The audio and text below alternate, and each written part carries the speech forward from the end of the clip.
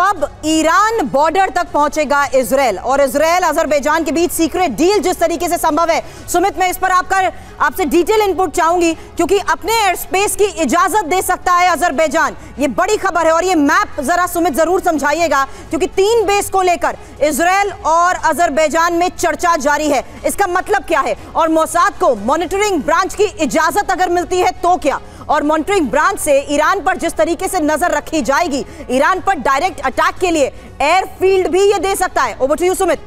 देखिए, बिल्कुल निश्चित तौर पर एक महत्वपूर्ण काम है जो लगातार इजराइल ने किया। इजराइल जानता है कि ईरान तक पहुंचने के लिए उसको एक ऐसे बेस की जरूरत है जहां पर उसके फाइटर एयरक्राफ्ट को रिफ्यूलिंग की जरूरत ना पड़े, जहां से लगातार वो ईरान के अंदर मॉनिटरिंग कर सके, और इसी वजह से अजरबैजान के कई बेसिस के ऊपर लगातार उसकी नजर रही है। अगर आप देखें 2023 में ही कहा जाता है कि मोसाद को अनऑफिशियली चुपचाप तरीके से अजरबैजान ने एक बेस से लगातार मॉनिटरिंग करने की इजाजत दे दी थी, लेकिन अब जब ईरान और इजराइल के बीच में अदावत बहुत ज्यादा बढ़ती जा रही है तो कहा जा रहा है कि 3 बेसिस पर लगातार इजराइल ऑपरेट करने की मांग कर रहा है। हालांकि देखिए, हो सकता है कि इसकी आधिकारिक सूचना या फिर इसको ऑफिशियली अनाउंस ना किया जाए, लेकिन यह जरूर है कि मोसाद और इजराइल की फोर्सेस वहां से लगातार ऑपरेट कर रही है, ईरान पर मॉनिटर करती रही है। और ये इसलिए इंपॉर्टेंट है क्योंकि करीबन अजरबैजान और ईरान की जो बॉर्डर एरियाज हैं वो करीबन 700 किलोमीटर के हैं, तो एक बड़ा एक्सेस दे देंगे इजराइल को, खासतौर पर अगर ऐसा कर पाता है इजराइल। और ये बहुत इंपॉर्टेंट भी है एक्सेस उसके लिए। स्थाना सर, आपसे चाहूंगी इस पर जवाब, लेकिन उससे पहले अगर इजराइल और अजरबैजान में समझौता हुआ तो ईरान के लिए कितना घातक हो सकता है, यही मेरा आपसे सवाल होगा। उससे पहले ये मैप जरा हम सामने रख रहे हैं और ये लोकेशंस कितनी इंपॉर्टेंट है। इन्हीं लोकेशंस के आधार पर अस्थाना सर आपसे सवाल, जहां देखिए किस तरीके से इस मैप में इजराइल, अजरबैजान, ईरान और साथ ही ये जो दूरी है 1700 किलोमीटर की, और अगर ये समझौता होता है तो ईरान पर क्या इसे सीधा हमला माना जाएगा क्योंकि हवाई सीमा क्षेत्र का ये उल्लंघन तो जरूर होगा। एक छोटा सा रिस्पॉन्स अस्थाना सर। देखिए, अगर यह समझौता होता है तो ईरान के लिए ये एक अच्छी बात नहीं है क्योंकि ईरान को इसमें खतरा बढ़ जाएगा, क्योंकि अभी ज्योग्राफिकल एडवांटेज ईरान के पास है क्योंकि इजराइल डायरेक्ट अटैक उनके ऊपर नहीं कर सकता, स्पेशली लड़ाकू विमान। मिसाइल और ड्रोन की बात अलग है, लेकिन अगर लड़ाकू विमान और एयर बेसिस का इस्तेमाल करना है तो इजराइल को ईरान के नज़दीक पहुंचना पड़ेगा। और ज्योग्राफिकली अर्मीनिया के अलावा और कोई जगह बन नहीं रही है, लेकिन अर्मीनिया के ऊपर भी इतना आसान नहीं है, कुछ प्रोसेस पड़ेंगे क्योंकि टर्की भी अर्मीनिया का बहुत अच्छा दोस्त है और वो आजकल इजराइल के बहुत हक में नहीं है। तो इसमें अर्मीनिया कहाँ तक इजाज़त देगा और क्या इजाज़त देगा ये अभी देखना पड़ेगा। ये थोड़ा सा मेरे विचार से प्री मैच्योर होगा ये कंक्लूड करना कि अर्मीनिया इस बात की इजाज़त दे देगा।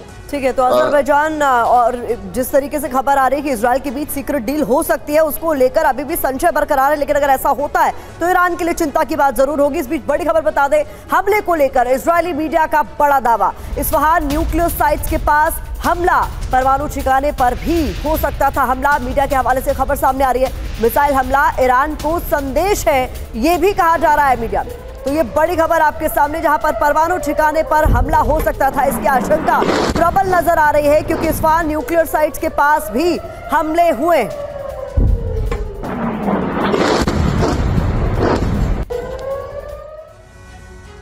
तो ईरान पर इजरायली हमले पर यह बड़ा खुलासा आपको बता दें, जहां इजराइल का पहला टारगेट इस्फहान था और आपको बता दें दूसरा टारगेट ईरानी रेवोल्यूशनरी एयरबेस। अब जो ये टारगेट है, जिस तरीके से इजराइल ने फिलहाल इस ऑपरेशन को अंजाम दिया है, ये बड़ी खबर आपको बता रहे हैं इजरायली हमले पर, और ये इजरायली हमला ईरान पर हुआ है। टारगेट क्या थे? पहला टारगेट इस्फहान प्रांत। क्यों इंपॉर्टेंट है? क्योंकि यहीं पर ज्यादातर न्यूक्लियर साइट्स हैं। दूसरा टारगेट ईरानी रेवोल्यूशनरी एयरबेस और मिलिट्री एयरबेस को टारगेट करते हुए जिस तरीके से अभी फिलहाल इस ऑपरेशन को अंजाम दिया गया है, जाहिर सी बात है इंतजार की जा रही है कि क्या ईरान की तरफ से अगला कदम उठाया जाएगा।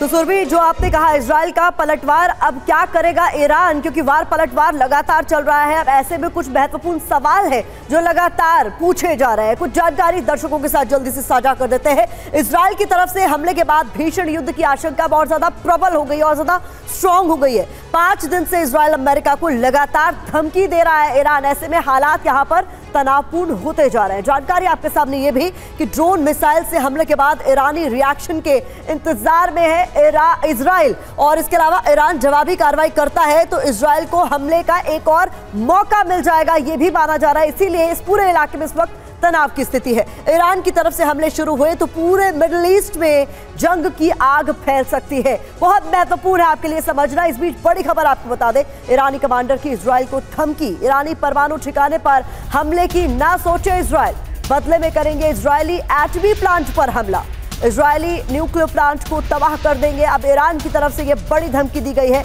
ऐसे में परमाणु ठिकानों पर हमले की सोचे भी नहीं इजराइल, ये ईरान की धमकी। اگر هر گونه تهدیدی به اقدامی از سوی رژیم جعلی صهیونیستی علیه تأسیسات هسته‌ای کشور به وقوع بپیوندد امکان مقابله به مصر با استفاده از سلاح‌های پیشرفته وجود خواهد داشت. और इजरायल के हमले पर ईरान के विदेश मंत्री की चुप्पी एक और बड़ी खबर बता दें, क्योंकि इजरायली पत्रकार ने विदेश मंत्री से सवाल पूछा और पत्रकार ने पूछा क्या ईरान इजरायल पर फिर हमला करेगा, ये सवाल था। ईरान के विदेश मंत्री बिना जवाब दिए ही चले गए। उस वक्त की ये तस्वीरें भी अब आपके सामने, जा देखिए किस तरीके से अब एक और बड़ी खबर आ रही है। और बड़ी खबर है ईरान के विदेश मंत्री की चुप्पी, इजरायल के हमले पर जिस तरीके से उनसे सवाल किया गया, कोई जवाब नहीं दिया और चले गए।